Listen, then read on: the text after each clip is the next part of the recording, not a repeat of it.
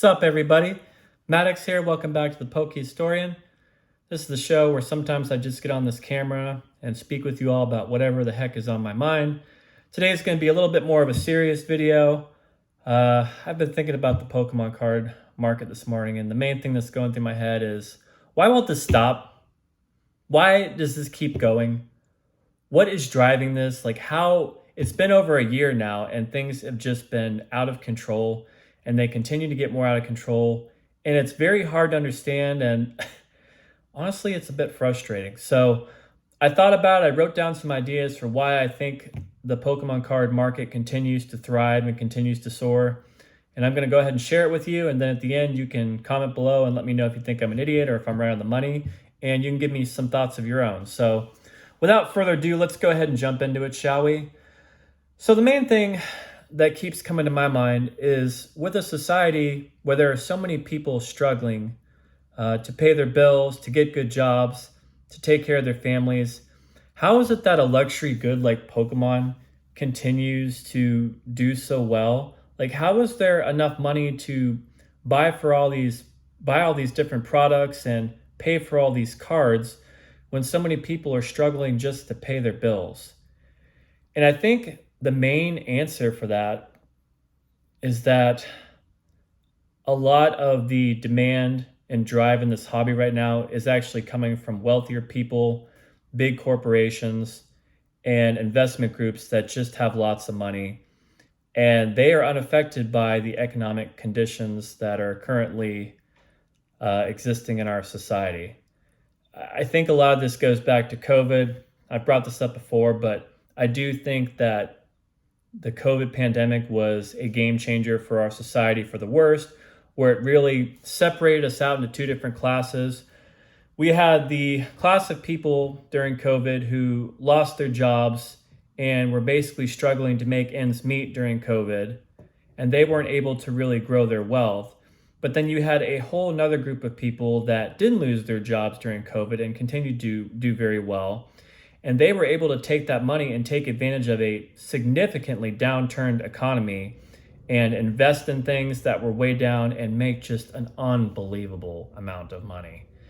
And so that's kind of what divided our society. There were the people that just ran away with the bank, and there were the people that were just struggling to make ends meet. But now the people that have run away with the bank, they've got so much money, they can just buy whatever they want. They are unaffected by any of this inflation, any of these rising gas prices. None of this stuff just touches them. And it's kind of hard to grapple with that when you're just kind of a normal person who works a normal job. But we're in a society, at least in the United States right now, where there are just a insane amount of wealthy people, and they are making the economy go. And that's why the stock market doesn't crash. That's why the wheel in the sky keeps turning. The rich people are the ones that are making it turn right now. And I don't know what to do about that. But I do think that plays a big part into this. And the other thing that I think plays into this is a lot of the people that cannot afford a lot of this Pokemon stuff, like the people that are in the middle class and lower class, they are also buying this stuff, even though maybe some of them shouldn't be buying it. Or maybe they should, I don't know. But they're buying this stuff, a lot of them, and this is even some people I know, is they see this Pokemon market as their ticket out of the lower class or their ticket out of the middle class and up into the upper echelons of society. They think if they buy enough of this stuff and they play the game correctly, that they will be able to get out of whatever lifestyle they are currently in and upgrade that to another level. And honestly, I don't blame them. I mean, the way things have been going, it seems like, you know what, that actually might be something feasible that actually works. And sometimes I even think about that with myself. Like, there's a couple cards I have, some of you probably seen in my other videos, and I think to myself, you know what? If I hold this frickin' card long enough, that might be my key to retirement someday. I don't know. But I definitely know a lot of people that are thinking like that right now. So even though maybe they could be hedging their bets a little bit too strongly, when maybe they should be investing their money a little bit more safely in other forms that aren't Pokemon cards, a lot of people are in it to win it. And they are trying to upgrade their lifestyle, so they're going to go ahead and go for it. And hey, I can't say if that's right or that's wrong. We don't really know how this is all going to play out. You only look stupid if it doesn't work, right? So we'll see how that goes. But I do also think that's why things won't slow down as well. Another big thing that we have now that we didn't even have quite as much during COVID is the social media machine. Even just me making this video right now is certainly part of the problem because there are so many people out there, talking heads like myself, except much bigger and probably more, probably know a lot more about the markets, even stuff than I do. But they're out there, they're in your social media algorithms. You continue to tune in, and therefore, these personalities and videos and channels continue to drive people back into the hobby, and it's like an endless loop. People come back and around for more and more content, more and more information, keeps the hype growing, keeps the excitement there. So that definitely plays a part into this as well. And then you even have now like more traditional forms of media that have gotten the Pokemon bug as well. For example, there's been stories on CNN about Logan Paul and the Illustrator Pikachu and all that nonsense. There's been a lot of stories even on local news that I've seen where they're talking about robberies at trading card stores and Pokemon card stores where thousands and thousands of dollars of inventory have been stolen. And people, especially I would say like the older generations, like they got their eyes on this stuff now. They're like, okay, so this is what's going on. This is how the younger people are making their money. So you've got all those people tuning in too, and I guarantee you there's a good portion of them that have gotten involved in this stuff and are now playing the game. In fact, even when I've been to a couple Pokemon card set releases over at Walmart or Target trying to get something to open just for a little funsies, grandma might be standing in front of me in line getting Pokemon cards, or I've seen people with like their children. I've seen people with babies and baby strollers. I mean, everybody is in on this stuff. It doesn't matter your age. It's the kids, it's the people that are in their 20s, the people my age, people in my mom and dad's generation. It's wild. But through social media and traditional media, it's keeping everybody looped in and keeping everybody coming back around for more and more stuff. So then the next point, and this one's just a little bit less depressing, and it's just kind of, I wouldn't say it's objectively the truth, but it's kind of obvious. Pokemon cards are just really cool right now. Like, especially during the Scarlet, Violet, and Mega Evolution generations. These are some of the coolest Pokemon cards that we've ever had. All these illustrations, special illustration rares. Pokemon has finally figured out what the people want.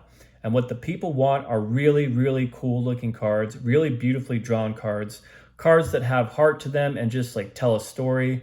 Like the art has become very and very important to Pokemon cards, and I for one appreciate that because that's been one of the things I've always liked about them. Going back to when I got back into this around 2017, is looking at all the cool artworks, learning the artists and stuff like that. And Pokemon's got that figured out. They know what people want. They know how to put the perfect amount of pull rates to get people coming back for more and trying to get those chase cards. And so yeah, the products have just gotten really good.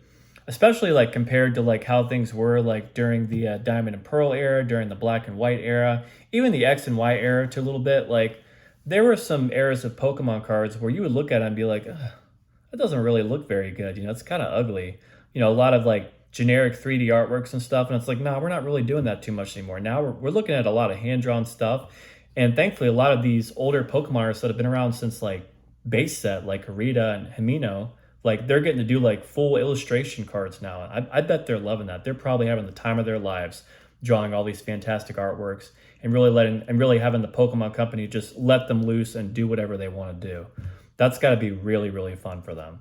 So yeah, there's more of a positive reason for why things are the way they are.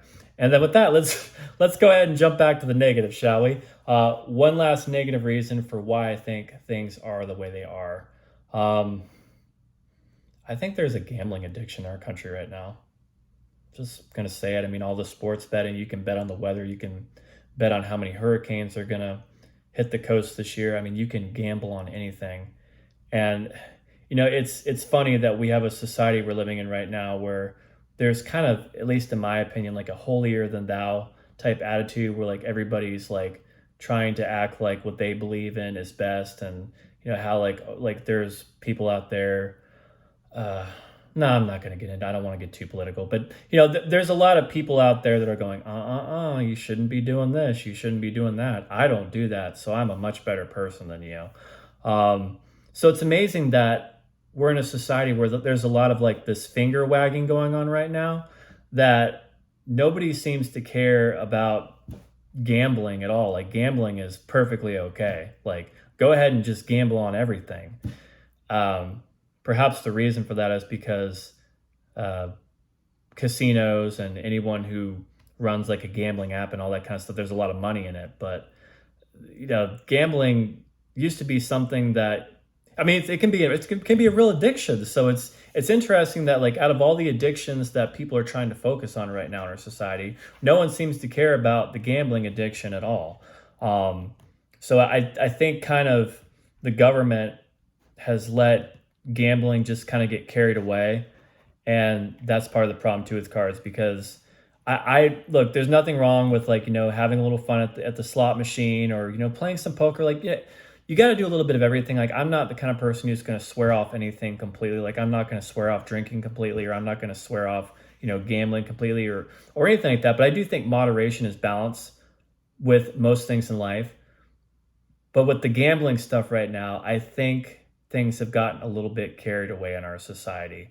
And that has definitely spilled over into Pokemon, because you have all these super expensive cards that you can pull out of these packs, and they're very, very hard to hit.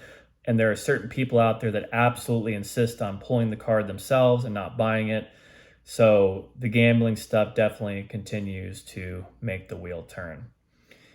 Anyways, I apologize if this wasn't a very positive video, but I do think all these things are really playing into why things are the way they are. And I think it's good for us to think about things from time to time and just understand how society or the things we love have gotten to the place they are. Some things are doing all right and some things are not doing so well. And I think Pokemon is in a place where I would say it's probably, I don't really think it's in a real good place right now. It's good for your bank account, but sometimes there's more to life than just filling your bank account, folks. That's how I feel anyways. And I don't know. I think we've gotten kind of carried away. Anyways, thanks for watching. I really appreciate it. Like and subscribe to the channel. And like I said, let me know your thoughts in the comments below. I love hearing other people's theories and ideas for kind of what's going on in the hobby right now. It's definitely a multifaceted problem, I would say. So, all right. See you next time.